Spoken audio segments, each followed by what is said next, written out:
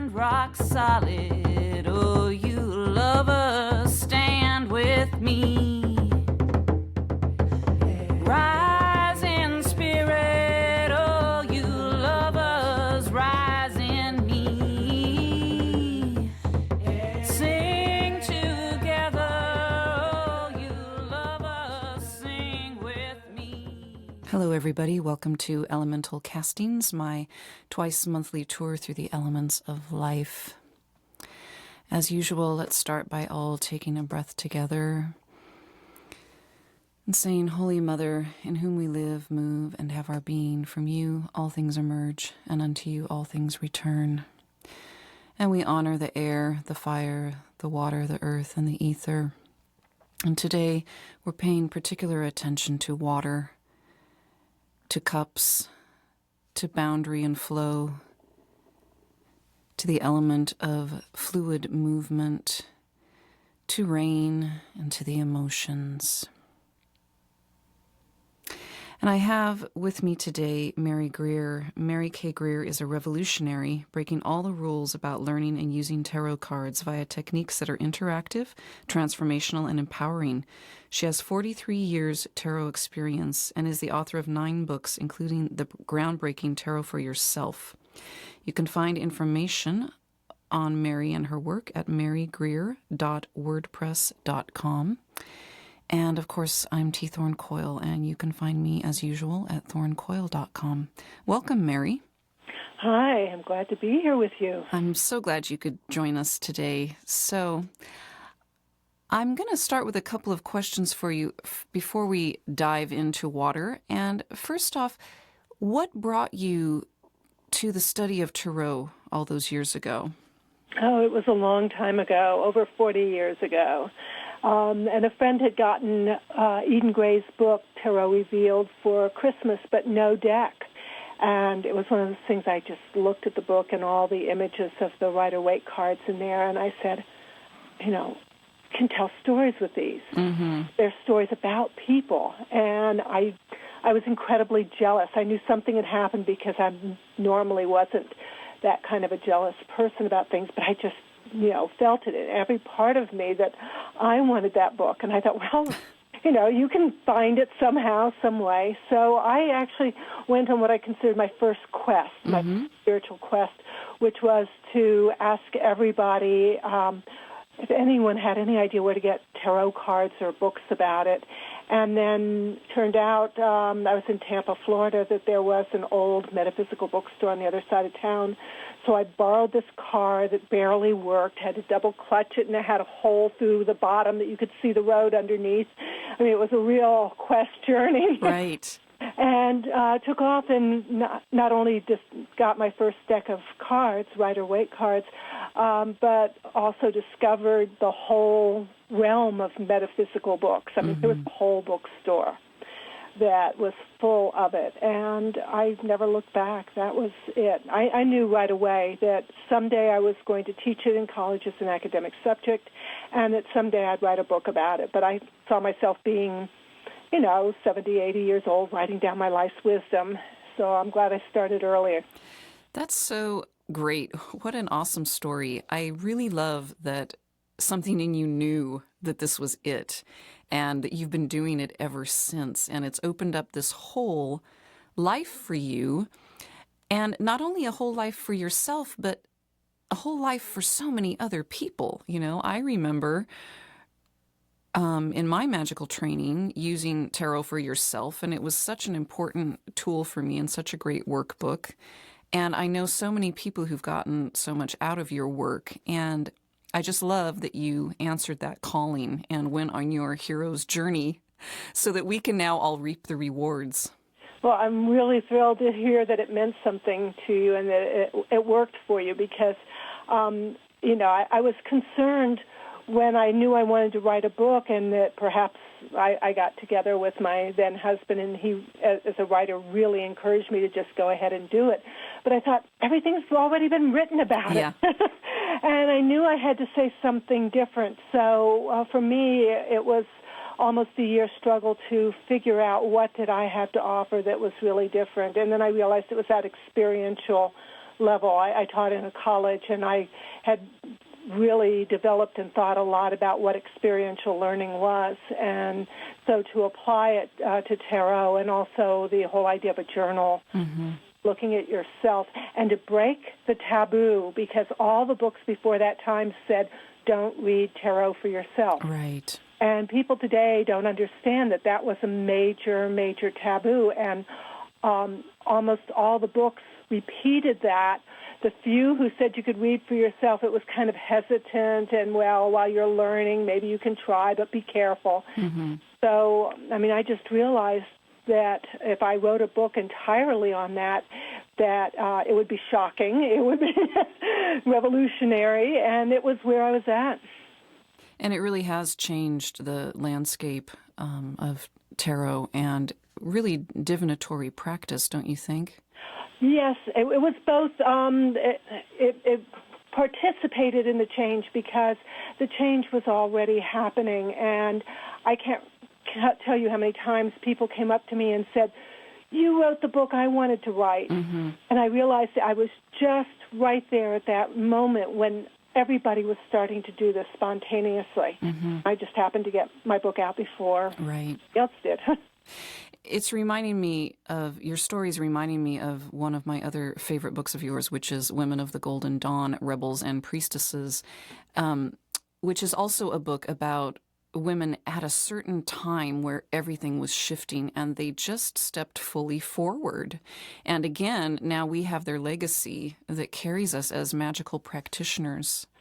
Yes, and I was really interested not only in what did they all do right, but where were they failing? Where did they have problems? Where did they not succeed? Because otherwise we end up with these models that are impossible to ever emulate. And I wanted to see them as real people who, made plenty of mistakes, as well as overturning all the earlier values and taking risk and breaking taboos. Yeah. Successfully, which they did both successfully, and then there were times when, it didn't work. There definitely was struggle there, and your book illustrates all of that so beautifully, which is, it makes it a great resource. And it makes me wonder, since here we are talking about water, and we're going to be talking about cups and other watery things, I'm wondering if you can say a little bit about what was your emotional struggle in writing that first book, Tarot for Yourself, and in taking that risk and in, deciding to step forward even though it had never been done before? I'm wondering about how you dealt with your emotional states during that time. Do you remember even? Yeah, I remember a lot of it because I got very emotional at times. There were two sides of it. One was it was the first book I had written, and therefore, I have moments when I think, I'll never be a writer, I can't do this, it's not making any sense. And I really, as I've got a master's degree in English Lit, I had to forget everything I learned and relearn a different way of writing and approaching things in order to write this. So there was a real struggle, but my then husband helped and edited a lot and kept me going, telling me, no, it was all right, and to struggle with these things and to make these mistakes. So I got very emotional just about the writing process itself and getting stuck, until I discovered that when I was feeling the most stuck, that I was right on the edge of a breakthrough, and that was a great learning for me, to finally trust those points, to know that when I felt like I had just about hit bottom, I was almost there, new level of breakthrough. So that was a big learning process for me. I learned to do what I called free writing. I couldn't even sit down to produce a first draft. I had to write a lot of things out, pretending that I wasn't really writing the book yet. I was just writing ideas down, and that's very watery. Slow, using my imagination. I did a lot of inner work. I studied psychic development with a wonderful woman, Tamara Diaghilev, while I was writing, if not that one, then at least the second and third ones. but I think I had started with her in that process. And so a lot of it was going in and doing my own inner journey, imagining things that, with the cards, I always had an extra chair pulled up to my writing desk that I would imagine the perfect reader sitting in, and That's sometimes wonderful. the most imperfect person. And I would dialogue with them as I was writing.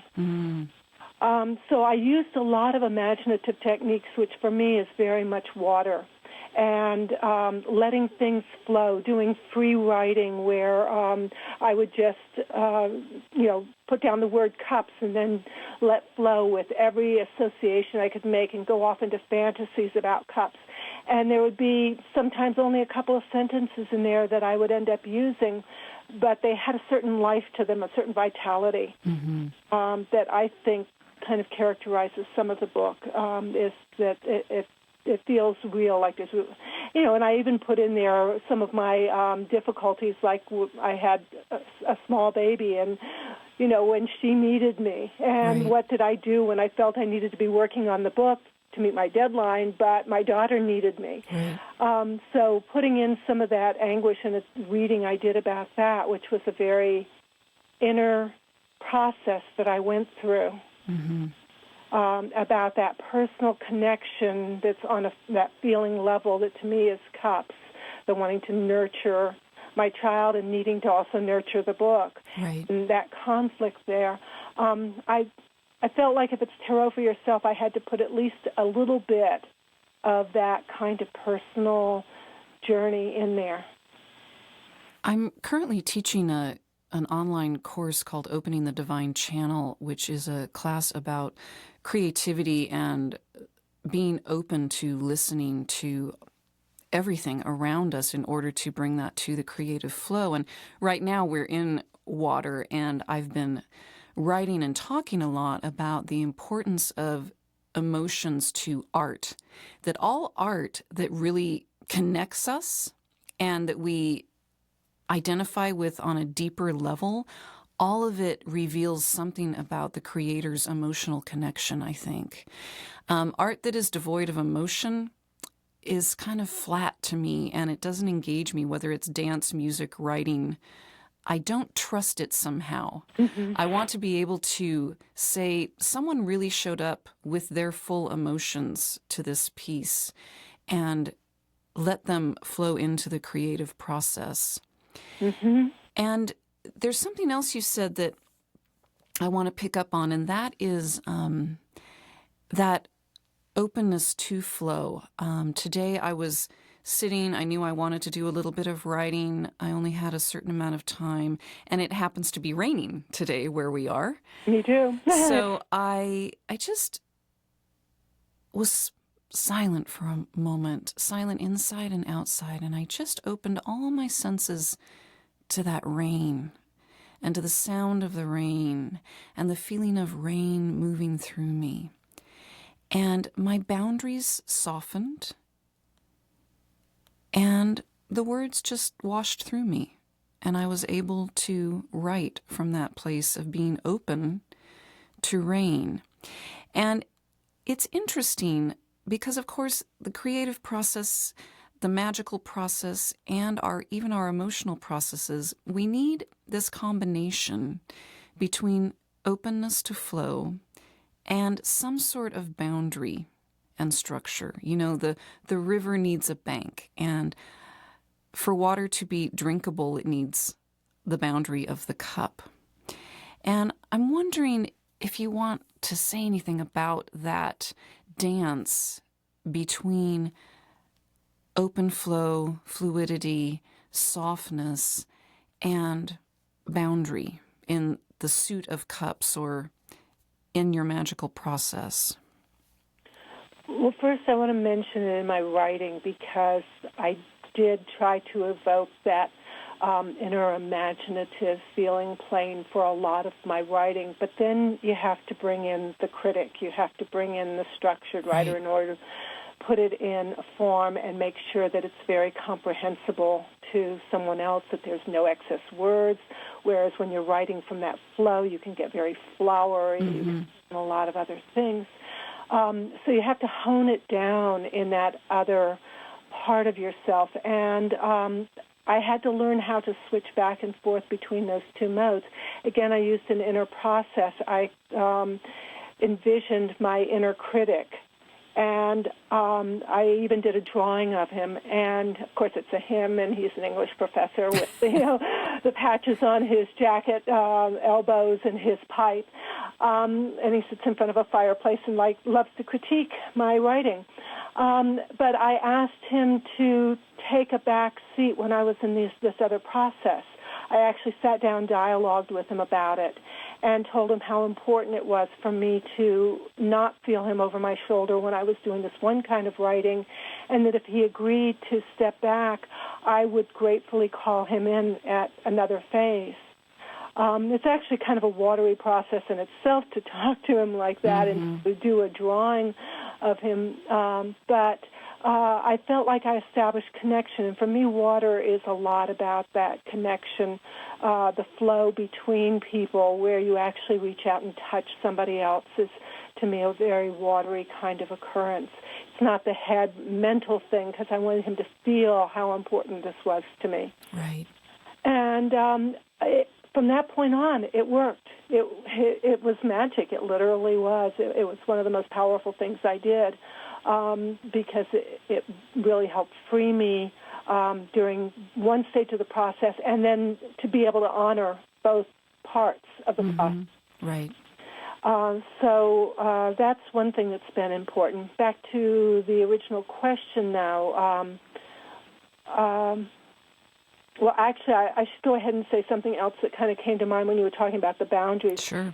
Of course, cups in the tarot are usually in some kind of a stream or pond where you actually see the boundary, or a stream, a river, except for the High Priestess, interestingly, where the water flows out of her robe, at least in the Rider-Waite deck. And there it flows into all the other cards. It's also behind her, but the fact that she herself seems to be the source of the streams or waters and all the rest of them, she isn't bound in the same way because her robe just sort of disappears out of sight. All the others, though, do have a channel that they're moving through, and many of them have a current. There's some that are still ponds, but a lot of them have a current, and that's become a real important metaphor for me. It's also interesting that most of the cups cards, not all of them, but most of them have water. The rest are implied with the cups. Quite a few of the major arcana, but the suit of swords has a lot of water in it. Why do you think that is? Because when we talk about emotions and cups, most people automatically say, cups are emotions. I realize that swords are very emotional. And the water is in there in the Rider-Waite deck in order to convey that, I believe, that they tend to be, angry, bitter, jealous, full emotions. But they're an important part, and it actually opened me up to realize that there are emotions in all of the tarot cards. So I started thinking more about, what kind of emotions are specific to the suit of cups? And for me, it is that, connection with other people. That is a wordless connection. The empathy for others and sympathy for others. It's also fantasy and imagination, as we've been talking about with writing. It's also, along with the fantasy and imagination, it's a state that's necessary for magic, because we have to be able to imagine what we're creating. We have to be able to see it in detail, and to just open yourself up to that imagination and let the images flow themselves without it being totally fixed that you're directing it. Sometimes you want to create a specific image, but other times you're looking to discover what's really there. I think that's a deeper magic. Ceremonial magic tends to focus on you go in with everything detailed, fixed in mind. If you don't have it. It could be dangerous when you get in touch with other beings that you might invoke. But the more nature magic is, how do you get in touch with the flow of what already is, right, and learn to nudge it and work with it. And that involves, in the magic process itself, that you discover that. And that, to me, is a watery experience. It makes me think of the moon, the realm of the moon and the realm of the subconscious, and how it's a deeper connection that doesn't come from that forebrain planner that's so important to us, but it comes from intuition and deeper guidance, I think. Yeah, and opening ourselves up to what's happening. Instead of saying, oh, no, it's a rainy day, I wish it would go away, it's like you did, where you used the rain to get to a deeper sense of what is water. Right. What is it to me now? How can I enter into it? And that's where, when you can do that, that's when you can really affect things, as far as I'm concerned, on a very respectful, magical level, because you're working with what is. I tell people, if you're trying to create something that just isn't in the realm of possibility, it's versus doing something that is kind of nudging things your way, it's like getting in a stream. Reality experience of the world is like a flow stream from where we are, the past, where we are now, and on into the future. And if you can work with that flow, that's the best thing to be doing. What the problem is when you want something that's working cross-current to it, you want something that's directly over on the bank and you have to fight the current to get there, that's when people get tempted into what, for purposes just now, we might call black magic, because we're trying to force something to be something that it's not. Mm-hmm. But when we can feel the current of how things are flowing into the future and find ways to move through the best parts of it or nudge our direction, instead of getting immediately to the bank, watch for where the current's going to take you closest to the bank and, where is what you want along the bank. How can you move that somewhere to that point where there's that intersect? That, to me, is what magic is really about. Yeah, I agree. And your words are really bringing strongly to mind again the image of the High Priestess that Pamela Coleman Smith drew. And I'm thinking about, to be the High Priestess, she has to have an internal boundary and container. She is that middle pillar, that arises from holding things in opposition. And really, the holding things in opposition is simply holding things as they are. I'm not going one direction or the other. I'm standing tall in the middle. And I'm wondering if that isn't why she is so able to be fully in the flow, and therefore the flow moves through her and from her. Which really, when we are in the flow of magic or in the creative flow or things are working really well in our lives, I think if we pause for a moment, we feel that. We feel our own internal alignment. And with that internal alignment, we feel our alignment with everything around us. And so I'm wondering if you have any more words to say about the High Priestess card and that water and that flow, because it feels really important to this piece of the conversation. Well, it's associated with the moon, so it has a lot to do with the moon cycles and the tides. And like you said, when we can feel those tides within ourselves, the ebb and the flow, and work with that or be respectful of that, it's a lot of the lunar work is working with tides of energy. But you have to understand how water moves in order to understand and work with that. I'm thinking of, I used to do moon magic where at the new moon I would allow some new conception or project to start to emerge, and I'd go out every night and look at the growth of the moon and actually see how that project was growing until it came to full moon, when there would usually be some kind of full realization. Not always the final product, but completely knowing what I'm doing and where I'm going. Right. And then beginning to release it, which could be, it would mean that if I was still not finished with the project yet, the finishing of it would be more like releasing and letting go, to let it just happen. And as the moon waned, I would watch that as the dark would grow. And as the dark grew, it's like that unconscious level of self starting to move in again as the conscious project was released. And that's very much, to me, a watery experience. I also, because of it being moon cycles, associated with the menstrual flow and those tides in my own life. And I, for many years, I did work in menstrual rituals and set up moon lodges of all kinds around at different women's camps. So, again, these are all teachings for how to be in harmony with things that haven't yet formed. Respect it at that state and learning how to let go. If something's not working, how do you release it and let it go? It's like when you feel the tide's not at the right place. Right.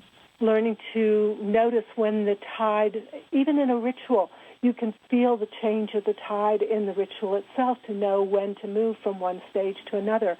I'm a great believer in feeling how things are flowing and getting an image of that in my mind and using that to guide my magical work. So I do work a lot with, tides and moon, and water's always been a very great indicator to me of where energy is flowing in a ritual. There's a few things coming up for me here, Mary.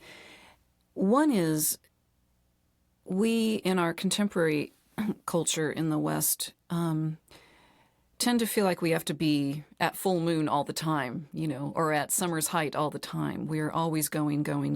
And I was just talking with an activist whom I do spiritual direction with recently, and this person has just gone through, a major trial, a big campaign, and was wondering, well, what do I do now? And I said, well, you're out in nature all the time, and you know that nature ebbs and flows, and you really do need to rest right now before a new push. And I really like your idea of tying that process to the moon cycles, because it can help make us aware on a smaller scale what is true on all scales, that things do ebb and flow. We're not always inhaling or exhaling there, and there are also pauses between the inhalation and the exhalation, and we can move with the moon in that way, and with the larger sun cycles in the natural world, which we can forget because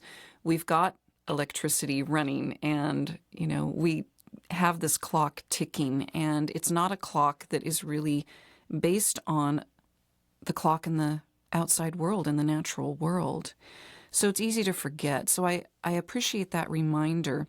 The other thing I'm thinking of is, it seems like it would be an interesting and worthy experiment to tie your moon magic you were just talking about to a long-term project, So what are the ebbs and flows? What are the quickenings and ripenings and releasings in a long-term project, in a project that's going to last a year or 5 years or 10 years? Yeah, and some of them will be those solar cycles, or even in a longer one. You could see it. I'm an astrologer too, so I'm thinking, I'd be watching what Venus is doing, what Mars is doing, right, too, because they also have their own ebbs and flows. And the best way for me to get in touch with that was actually to use the moon. For 3 months, I kept a daily journal where I noticed my emotions and what they were like every day, and the kind of cycle and change they went through, and then charted it in terms of every time the moon crossed over my Mars, over my Venus, over my Sun. And after, 3 months, I got a pretty good sense, and then by 6 months, I was really clear that what each of those felt like. So it was like my watery sense of who Mars is by watching every month what was it like when the moon was crossing Mars. So I felt what Mars was. I felt what Jupiter was. Mm-hmm. And I got to the point where I could often tell, even if I hadn't been looking at ephemeris for, weeks or even occasionally months, that I could often tell what was going on, what was being affected in my chart, because I knew what it felt like. Mm-hmm. And that's different than intellectually learning what the Mars is, what right. it is. And that's, there's a kind of teaching that water has that you have to open yourself up to and let it take you and show you where it is. And you have to quiet yourself and really feel what you're feeling in order to get that. And trying to describe it is really hard because until you've experienced it, you don't really know. Right. You have to let go. It's like floating in a pool. If you can really let go and float. I love being at someplace like Harbin Hot Springs, where you can get in a pool that's just about body temperature at night when there's stars above and just float with only the stars above you. Mm-hmm. Because that it's a teaching for me of how to trust that kind of experience. That floating is also a really important teacher for me, and I find that whenever, as you've said, whenever I'm stuck with a thought form or with a project or unclear on where things are heading, what I need to do, and this happens without fail, I know what I need to do is to slow myself down, to soften, to open, and to let something move through me.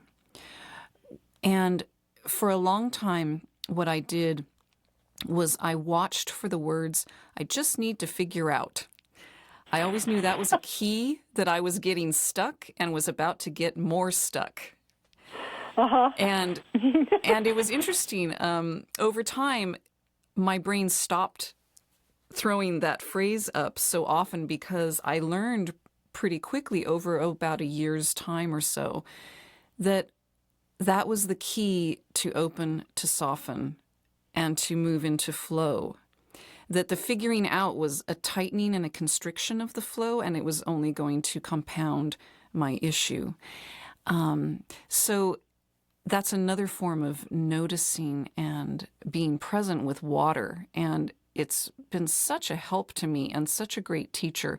It's also been a great teacher in how my mind and emotions work together and how they can work at cross purposes. And it's helped me with that relationship. It's learning to respect both stages, right, and be able to give yourself over to both, because we do tend to get fixated on one or the other. Mm-hmm. There's kind of that airy-fairy New Age person who it's sometimes hard to figure out what they're even talking about because everything is just so pretty and wonderful and blessing and all of this that you feel like you're caught in drowning. You're drowning in something. And I can tell my intellect kicks in at that point kind of to save me from that drowning. And yet there's the times when people are, trying to figure something out, and I know there's something missing, and I realize we just need to step back, take a deep breath, and go into that deep inner place to find what is it that's, missing, what's the piece that needs to bring it all together. And water tends to do that. It helps see the bigger picture. Mm-hmm. It helps get a sense of what the ripple effect of something can be rather than just charging ahead. Right. And it's also, I do want to acknowledge the place that even sorrow can bring us to, which is, although it's difficult and it's seen in the Suit of Swords, there's also, in the cards that have water, there's, interestingly, that those are the sword cards where the person has to give in. They can't fight something any longer. You've got the Six of Swords where people are crossing in a boat, but the woman and child, they're not doing anything. They're just along for the ride in the water, and they've kind of let go. Even the Two of Swords, the person sitting there with these crossed swords and blindfolded, and then there's a moon in the background and water. And I always think about that is that the mind is at cross purposes.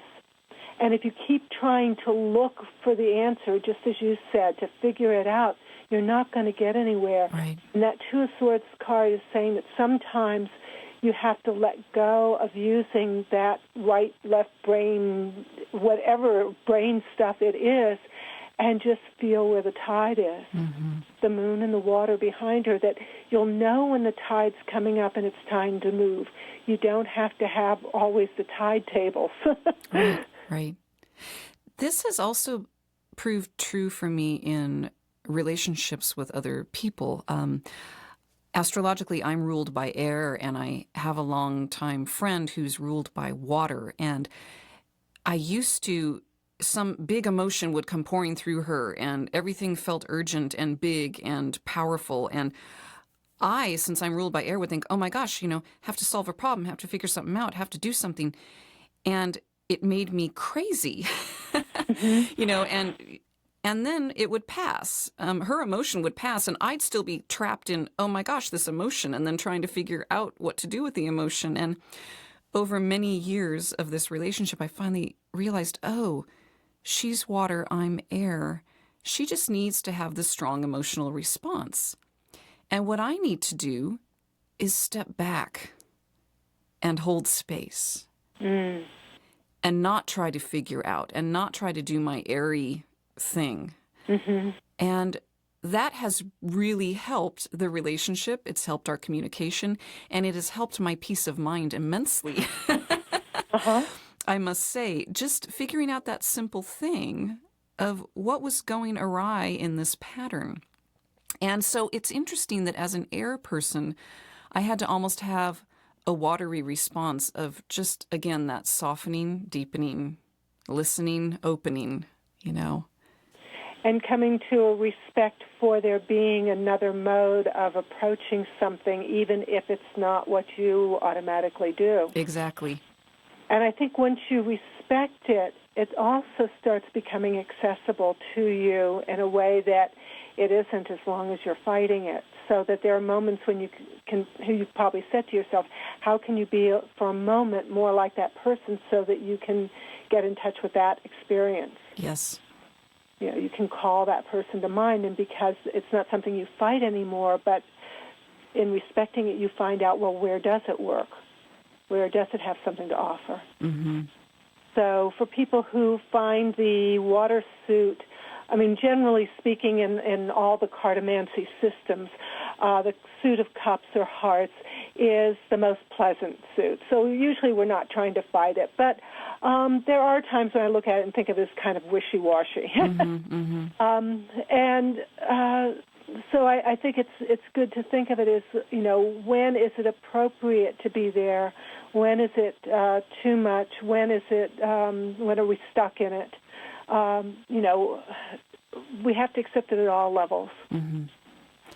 And it's interesting, too, how it appears in some of the other cards, especially I'm looking at Judgment and Death. They both feature a lot of water in those cards, and that's Pluto and Scorpio in the Golden Dawn system. And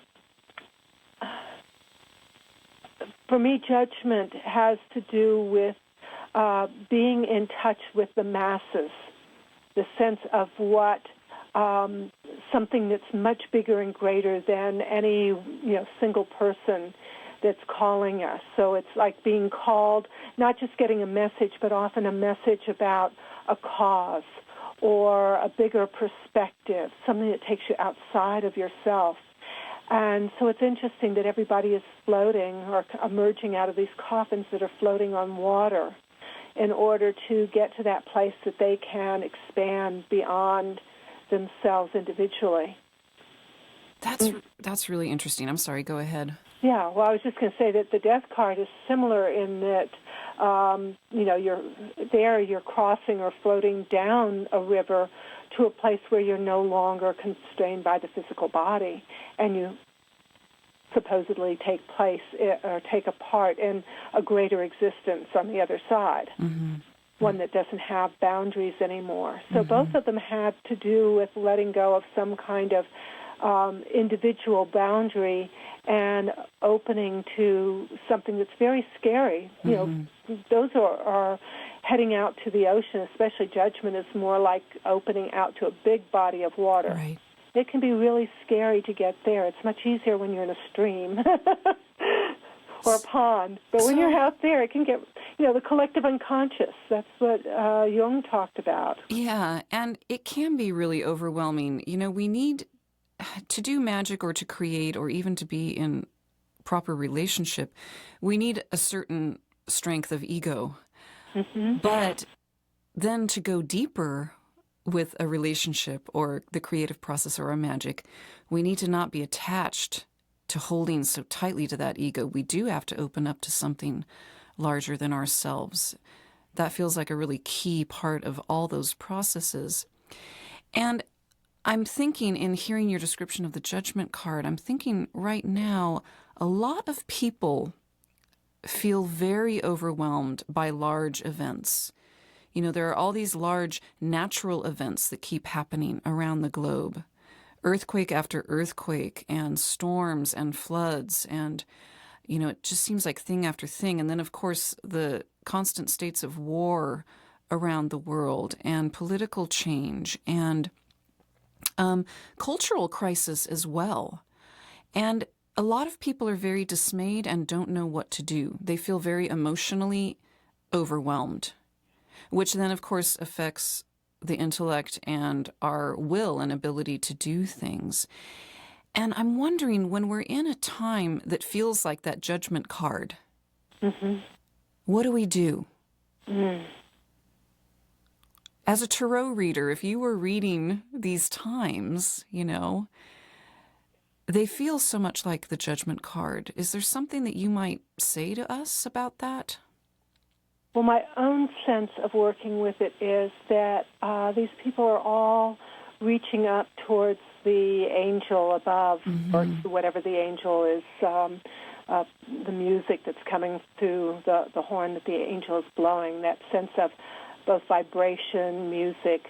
But for me personally, when I feel like I'm swimming in this ocean of these bigger currents that are so far beyond me, I try to offer myself up to spirit, often a particular goddess that I associate with the work that's being done, and make myself in service to that. It brings us back to the High Priestess. Right. I go into my priestess self. But what I'm doing in my priestess self is offering myself up in the way that you see the figures reaching up towards the angel in the judgment card, saying, I can't do this. This isn't about me. Use me, work through me in this working. And that's when I go into priestess energy versus magician energy, for instance. So what's the difference for you between the priestess and the magician? In the priestess energy, I am totally in service to something far greater than me, and that I may never fully understand, or I understand to whatever extent it's given to me to understand. But I'm operating in service to, as I say, usually goddess in some form or another. And I can do things that I can't do otherwise. An example is a major ritual in which at the end I was supposed to bring all the pieces and things that had happened kind of together, remind people what we had experienced as we were bringing it to a close. And I realized I really needed to draw from every piece that was happening, but I've got a terrible memory. Right. I just can't do it. And so I knew that sitting there trying to remember pieces, and it wasn't a situation where I could be writing them down at all, it was a lot of material that was being channeled by different people, and I wanted to bring all those messages together. And so I knew that I could never do this. But it was something that everybody, it was a large community ritual, so there were 80, 100 people there, and that they all needed to hear the whole piece, every individual piece, to be reminded of that in order to know what the work was. Mm-hmm. So I turned it over to, in this case, Isis, and just made myself her servant and said, whatever you want me to do. If I am to remember those pieces, fine. If not, tell me. I am in your service. And I remembered every piece mm-hmm. without having to memorize them. Mm-hmm. Like people came up later and said, I couldn't believe it. You repeated what people had said all the way through. How did you remember it? And I go, I didn't. Right. So to me, that was an example of operating as priestess in that mm-hmm. capacity. And then what's the magician for you? The magician is where I'm directing a work. I'm using intention focused on a particular intention, a particular goal. I'm directing my imagination to imagine that I'm consciously bringing up the emotion and, infusing that into the work and then sending it out very, very consciously. It's like even if some of it's spontaneous, it's still pretty tightly directed. Right. And the intention is very, very clear that I'm creating that. I'm responsible mm-hmm. for it. Mm-hmm. And as a priestess, I'm responsible, but in a totally different way. I'm responsible to serve whatever that greater energy is, no matter what, and to put aside my own personal ego needs or desires. Right.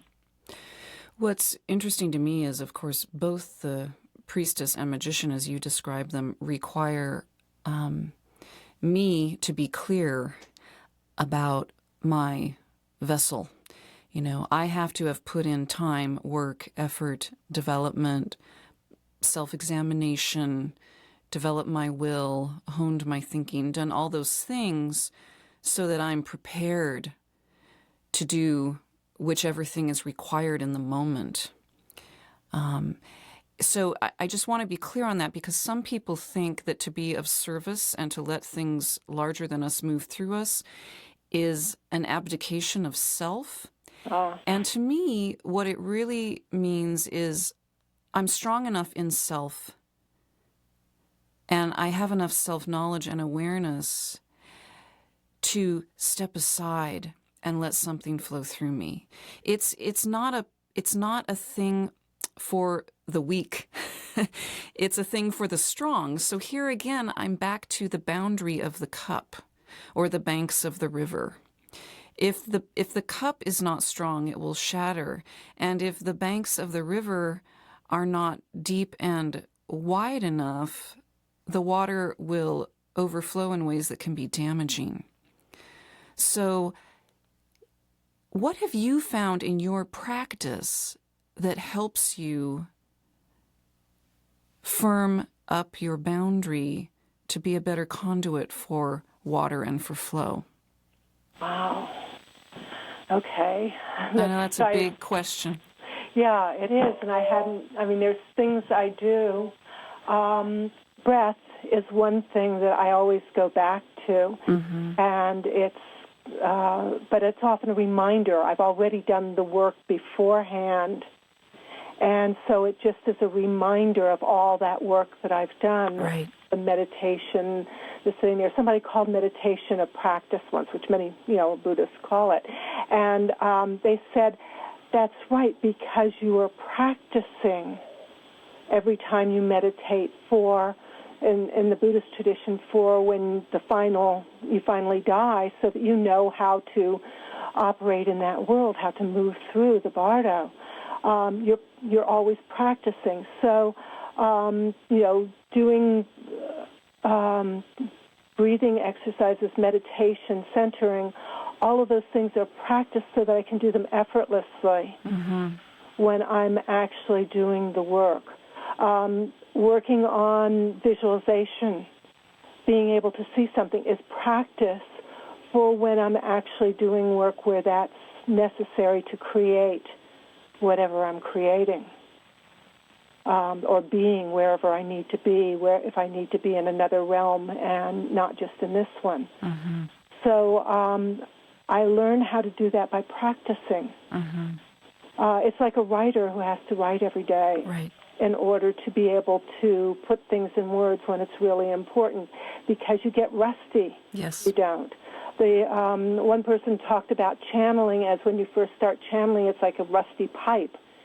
And you have to get the water flowing smoothly so that when you're doing that work, it can flow smoothly, but at first it's very rusty. So my responsibility is to do all the work. And to know the boundaries of what works and what doesn't work through all the practice sessions and the trainings, so that I can be there and do it effortlessly when it really counts. Yes.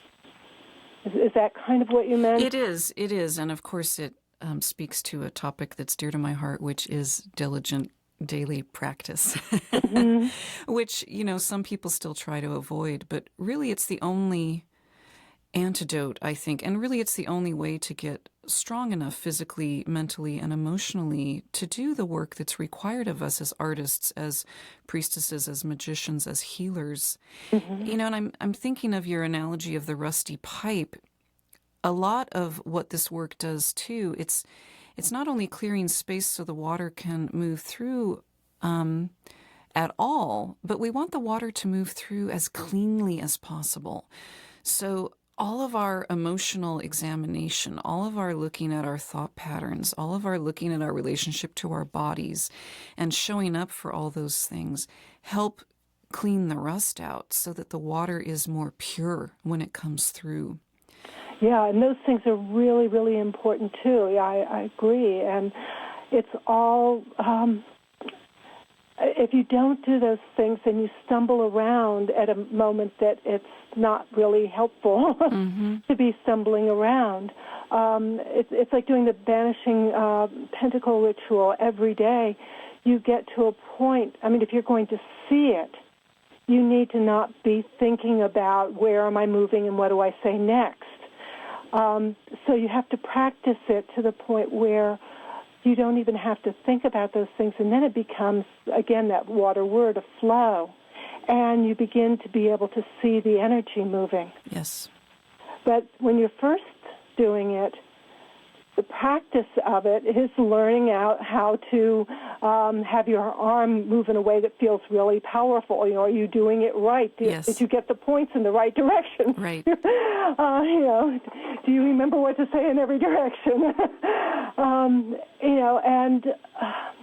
It's not that can't be powerful in its own right. I certainly, in my early days, had some powerful experiences with it, but it's also totally different when you can get up there having done it over and over and over again, and having a situation where you're leading a ritual and you're vibrating with that energy, because that's going to help everybody else do whatever they need to do. Exactly. Well, thank you. That's wonderful. And I'm wondering if, before we close, if you have any last thoughts on water or cups or emotions.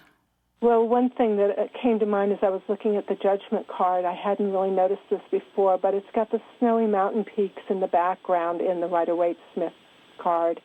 And I was thinking about global warming and how, it is responding to a greater call. And water's really important right now.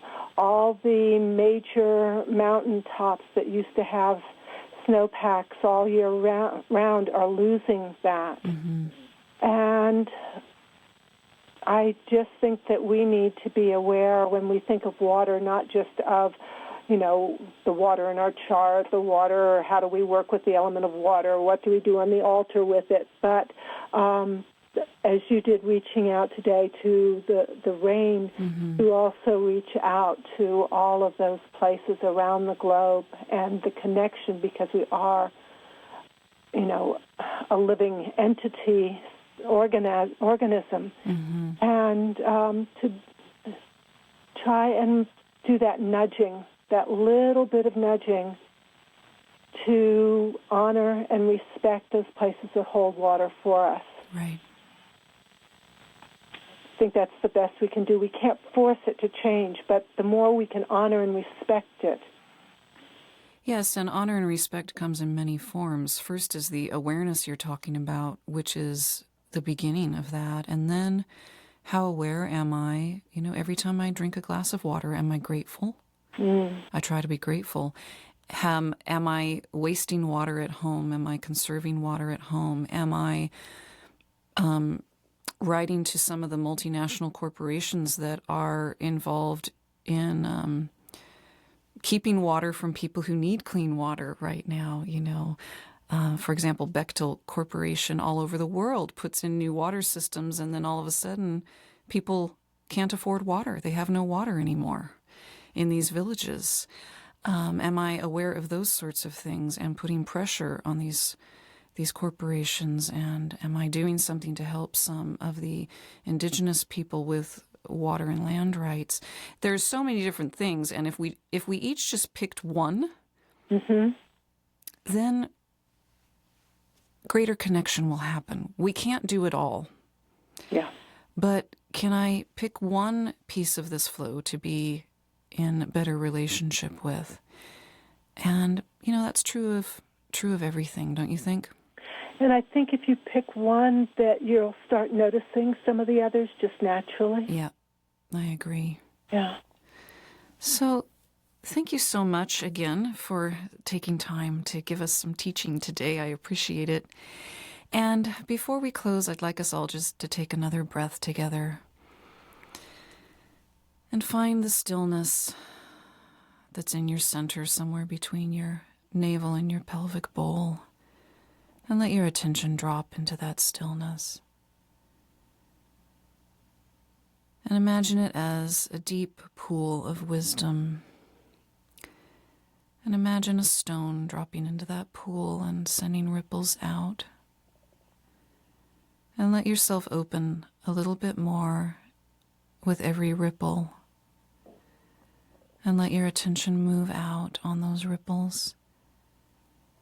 And be open to the flow, to the mountains and their snowy peaks, to the aquifers deep in the earth, to the water from your faucet,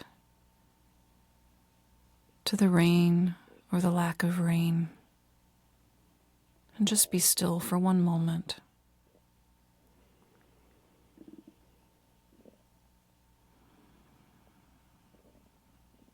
And blessed be water in all its forms, and blessed be the air and the fire and the earth and the spirit. And Holy Mother, in whom we live, move, and have our being, from you all things emerge, and unto you all things return. And once again, this is T. Thorn Coyle, and you can find my work at thorncoyle.com, which includes my calendar with all of my travel schedule and workshops, and my blog. And again, you can find Mary Greer at marygreer.wordpress.com. Blessed be. Blessed be. And rock solid, oh, you lovers, stand with me.